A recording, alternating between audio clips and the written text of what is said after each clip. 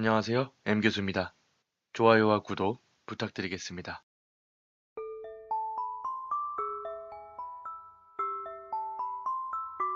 이상한 버릇. 나에게는 지금도 잊을 수 없는 광경으로 남아있는 사건이 있습니다. 초등학교 때 같은 반에서 왕따를 당하던 앤이라는 여자아이가 있었습니다. 키는 작았지만 딱히 성격이 이상한 것도 아닌 데다가 이상하게 생긴 것도 아니기 때문에 어디에서나 있을 법한 그런 평범한 아이였습니다. 왜 그런 아이가 왕따를 당했냐면 이상한 버릇을 가지고 있었기 때문입니다. 그 버릇이란 언제나 콧구멍에 손가락을 넣고 있는 것이었습니다. 즉, 언제나 코딱지를 파고 있었습니다. 같은 여자아이들끼리도 더러우니까 그만둬!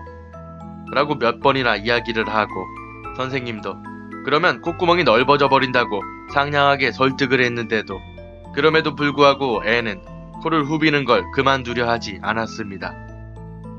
그러던 도중 이상한 소문이 퍼지기 시작했습니다.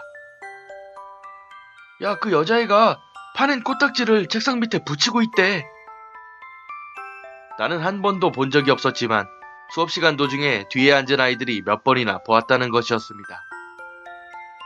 그 때문인지 앤에 대한 왕따도 점점 심해져만 갔습니다.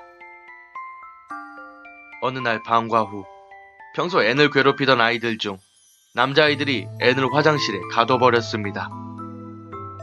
집에 돌아가려는 앤을 일부러 남자 화장실까지 끌고 가서 그 화장실 칸에 집어넣은 후 문이 열리지 못하도록 막아놨던 것입니다.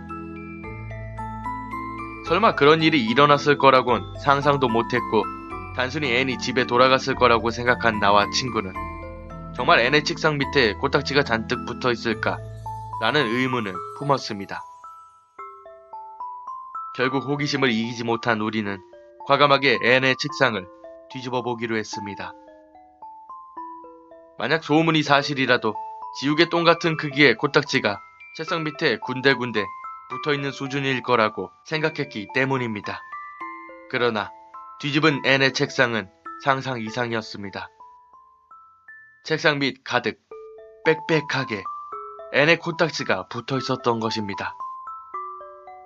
이렇게 표현해야 좋을지 모르겠지만 책상 뒤에 마치 니스를 칠해 굳혀놓은 것처럼 코딱지가 잔뜩 붙어서 굳어져 있었습니다. 코딱지 때문에 책상의 나무가 1mm도 보이지 않을 정도였습니다. 10년이 지난 지금도 그 광경은 잊을 수가 없을 정도입니다. 결국 나와 친구는 절규하면서 책상을 던져놓고 도망쳤습니다. 다음날 학교에 가자 학급 회의가 열렸습니다. 남자아이들이 앤을 가둬놓고 집에 가버린 탓에 앤은 밤까지 화장실에 갇혀 있었던 것입니다. 우연히 화장실 앞을 지나가던 선생님이 눈치를 챈 덕에 간신히 나올 수 있었다고 합니다. 앤은 그날 학교에 나오지 않았습니다. 남자아이들은 교무실에 불려가 엄청나게 혼났습니다. 그리고 나중에 들은 이야기지만 앤이 갇혀있던 화장실 칸에는 우리가 봤던 책상 아래 마냥 코딱지가 빽빽하게 붙어 있었다고 합니다. 앤은 초등학교를 졸업할 때까지 코딱지를 계속해서 팠습니다. 그리고 계속 괴롭힘도 당했습니다. 이제 와서 생각해보면 야뇨증 같이 정신적인 문제로 인한 증상이었을지도 모르겠습니다. 초등학교를 졸업한 후에는 한 번도 만나보지 못했지만 얼마 전 친구에게 앤에 대한 근황을 듣게 되었습니다. 앤은 아직도 그 지역에 살고 있다고 합니다. 그런데 묘하게 무서운 사실을 알고 말았습니다. 앤은 현재 어느 도너츠 가게에서 아르바이트를 하고 있다는 것입니다. 코를 후비는 버릇은 고쳐졌는지 아닌지는 모르겠지만 만약 고쳐지지 않았다면 정말 무서울 것 같습니다.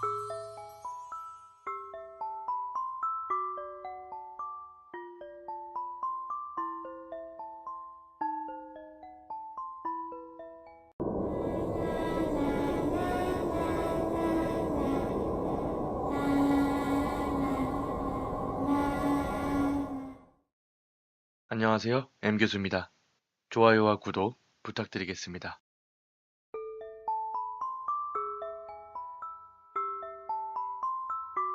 이상한 버릇. 나에게는 지금도 잊을 수 없는 광경으로 남아있는 사건이 있습니다. 초등학교 때 같은 반에서 왕따를 당하던 앤이라는 여자아이가 있었습니다. 키는 작았지만 딱히 성격이 이상한 것도 아닌데다가 이상하게 생긴 것도 아니기 때문에 어디에서나 있을 법한 그런 평범한 아이였습니다. 왜 그런 아이가 왕따를 당했냐면 그 때문인지 앤에 대한 왕따도 점점 심해져만 갔습니다. 어느 날 방과 후 평소 앤을 괴롭히던 아이들 중 남자아이들이 앤을 화장실에 가둬버렸습니다. 집에 돌아가려는 앤을 일부러 남자 화장실까지 끌고 가서 그 화장실 칸에 집어넣은 후 문이 열리지 못하도록 막아놨던 것입니다. 설마 그런 일이 일어났을 거라곤 상상도 못했고 단순히 앤이 집에 돌아갔을 거라고 생각한 나와 친구는 정말 앤의 책상 밑에 코딱지가 잔뜩 붙어 있을까? 라는 의문을 품었습니다. 결국 호기심을 이기지 못한 우리는 과감하게 앤의 책상을 뒤집어 보기로 했습니다. 만약 소문이 사실이라도 지우개 똥 같은 크기의 이상한 버릇을 가지고 있었기 때문입니다. 그 버릇이란 언제나 콧구멍에 손가락을 넣고 있는 것이었습니다. 즉, 언제나 코딱지를 파고 있었습니다. 같은 여자아이들끼리도 더러우니까 그만둬! 라고 몇 번이나 이야기를 하고 선생님도 그러면 콧구멍이 넓어져 버린다고 상냥하게 설득을 했는데도 그럼에도 불구하고 앤은 코를 후비는 걸 그만두려 하지 않았습니다. 그러던 도중 이상한 소문이 퍼지기 시작했습니다. 야, 그 여자애가 파낸 코딱지를 책상 밑에 붙이고 있대. 나는 한 번도 본 적이 없었지만 수업시간 도중에 뒤에 앉은 아이들이 몇 번이나 보았다는 것이었습니다. 코딱지가 책상 밑에 군데군데 붙어있는 수준일 거라고 생각했기 때문입니다. 그러나 뒤집은 앤의 책상은 상상 이상이었습니다. 책상 밑 가득 빽빽하게 앤의 코딱지가 붙어 있었던 것입니다.